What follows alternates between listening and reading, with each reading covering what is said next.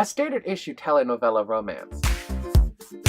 Ooh, Yaoi review. Hi everybody, it's Corbin, and today I'm here to talk to you about Kizuna, Volume 3, Bonds of Love, by Kazuma Kodaka. We shall read the back and delve into the nitty-gritty. A romantic epic, The Village Voice. The seduction continues, when Maru and Kai's relationship has been some emotional ups and downs, but no matter what the conflict, they always have managed to work through their problems and strengthen the bond that they share. Will this be the challenge that they put to the end of their relationship of a lifetime? This is rated 18+ because of explicit content, and it is published by BeBeautiful. Now, let's go ahead and delve into it. The art style really hasn't changed much. It's still this very beautiful kind of dated 80s style. I love it. I love reading it. I love looking at it. It's a lot of fun. The action sequences are well depicted. The sex scenes are the polite kind of, I don't think you should see this kind of stuff, but overall it's very good. Now, for the life of me, I forgot I had started this series, which doesn't bode well in general. So I started reading Volume 1 because I was like, I'm not sure if I've started this yet. And then after 2 pages, like, wait, this is really familiar. Was there another yaoi like this? And I kept going through the ones I'd read recently, and none of them matched up, so I went, okay, I must have read this.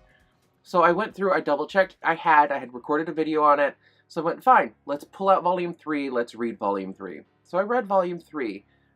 Couldn't remember a single person, but that's okay. It started out with 2 men who were obviously in a relationship. One had grown his hair out long, and the other one didn't like it. He didn't know how to tell him, he felt that he was being a whiny brat if he did. So, that is where that begins. It is this huge plot point for the first, 3 chapters, until he accidentally turns around, slashes his lover's face, and cuts the hair off. I know, it sounds really intense. It kind of was. It was really off and random. But what do you expect when you're a kendo champion who could have won the world? And it kind of flows from there. We see them make up. Then they have another big, huge fight where, what's his name? I think it's Kazuki. Ends up thinking that his boyfriend is cheating on him with a woman and that he's never going to be enough because he can't produce children and they can't get married or be together in public. And it was a complete misunderstanding. It was easily explained in 2 seconds. So there's that.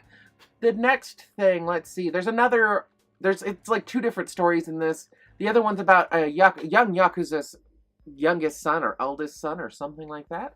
And he is madly in love with his head bodyguard, and that kind of evolves from just being a crush into let's make out and have sex.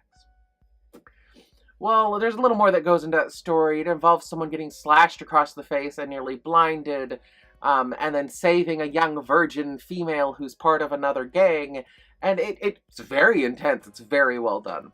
Now, as you can tell, I've really enjoyed this story. I did not think when I started reading this, I was going to like it. I had completely forgotten the main plot points, besides that one was Yakuza, one was a Kento champion, and that was about all I remembered when I started reading this volume, and then it all came back to me, like flooding. The mastery of storytelling in this is great. It keeps you interested. It has no real dry moments. I mean, there's moments where I was like, well, this is kind of dull, but then it picked up boom. I didn't have to worry about it. I didn't even have to really think about it and wonder about it. It took me along for a story. It fed me that story, hook, line, and sinker, and it just worked. It was great. Same thing with the back of volume story. It was just amazing. I really thoroughly liked it. I cannot say how much I didn't like it. I mean, there was really nothing to dislike. The sex scenes were very well portrayed. Everything was really interesting. It was just good. I think I remember this series is pretty much standalone per volume. This definitely was a standalone. I didn't need to reread the beginning ones to remember. I don't know why I haven't read this in 2 months, but this was just so good. If you guys have read this before, let me know down in the comment section below. Shoot me a like, a favorite, subscribe, share this with a friend who likes yaoi, and I'll talk to you guys later. Bye. You like what you see? Then subscribe!